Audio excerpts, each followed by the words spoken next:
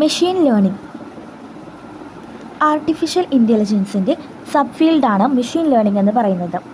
ഒരു കമ്പ്യൂട്ടർ പ്രോഗ്രാമിനെ ഡാറ്റനെ അനലൈസ് ചെയ്യാനും പാറ്റേണുകളെ മനസ്സിലാക്കാനും അതനുസരിച്ച് ഡിസിഷൻസ് എടുക്കാനും സിറ്റുവേഷൻസ് അനുസരിച്ച് അഡാപ്റ്റ് ചെയ്യാനുള്ള കഴിവുണ്ടെങ്കിൽ അതിനെ മെഷീൻ ലേണിംഗ് എന്ന് വിളിക്കാം.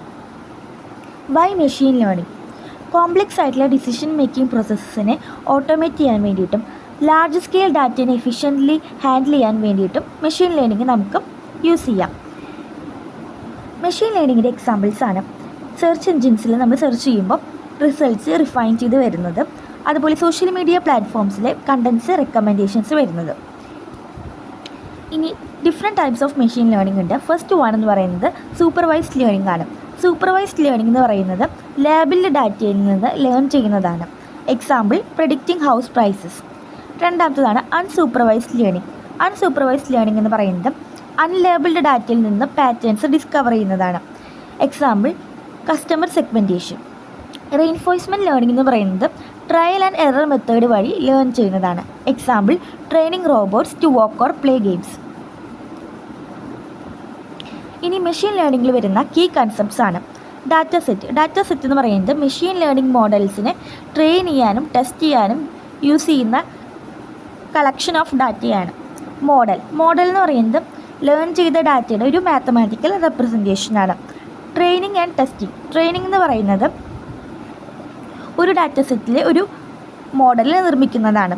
ടെസ്റ്റിംഗ് എന്ന് പറയുന്നത് അൺസീൻ ഡാറ്റ യൂസ് ചെയ്തിട്ട് ആ മോഡലിനെ ഇവാലുവേറ്റ് ചെയ്യുന്നതാണ്. അടുത്തതാണ് over fitting and under fitting. Over fitting എന്ന് പറയുന്നത് പാറ്റേൺസ് ലേൺ ചെയ്യുന്നതിന് പകരം മോഡലിൽ നോയ്സ് ലേൺ ചെയ്യുന്നതാണ്.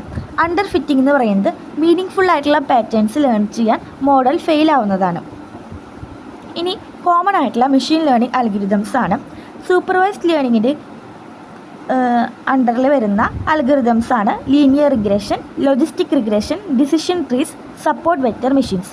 അൺസൂപ്പർവൈസ്ഡ് ലേണിങ്ങിലുള്ള അൽഗോരിതംസ് ആണ് clustering, principal component analysis. Reinforcement ലേണിങ്ങിൽ വരുന്ന അൽഗോരിതംസ് ആണ് ക്യൂ ലേണിംഗ്. ഇനി മെഷീൻ ലേണിങ്ങിൻ്റെ അപ്ലിക്കേഷൻസ് ഹെൽത്ത് കെയറിലെ ഡിസീസസിനെ ഡയഗ്നോസ് ചെയ്യാൻ, അതുപോലെ ഡ്രഗ് ഡിസ്കവറിക്ക് വേണ്ടി യൂസ് ചെയ്യാം.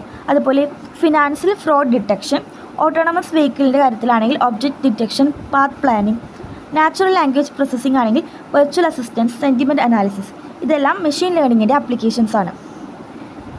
മെഷീൻ ലേണിംഗ് സാധാരണ നമ്മൾ ചെയ്യുന്നത് programming languages Python, R, Java, MATLAB. Use ചെയ്യുന്ന ലൈബ്രറീസും ഫ്രെയിംവർക്സും TensorFlow and PyTorch, scikit learn. Platforms Google Cloud AI, AWS machine learning. Machine ലേണിങ്ങിലുള്ള ചലഞ്ചസ്: ലേബിൾഡ് ഡാറ്റയുടെ കുറവ്, ഡാറ്റയുടെ ക്വാളിറ്റിയുടെയും ബയസിൻ്റെയും പ്രശ്നങ്ങൾ. മോഡലിലുള്ള പ്രശ്നങ്ങൾ എന്താ വെച്ചെങ്കിൽ കോംപ്ലക്സ് മോഡൽസ്, അതുപോലെ അൺസീൻ ഡാറ്റ കൊടുക്കുമ്പോൾ ജനറലൈസ്ഡ് റിസൾട്ടായിരിക്കും നമുക്ക് കിട്ടുക അത്. പിന്നെ security, privacy problems, high computational cost. ഇതൊക്കെയാണ് മെഷീൻ ലേണിങ്ങിൻ്റെ ചലഞ്ചസ്. Thank you.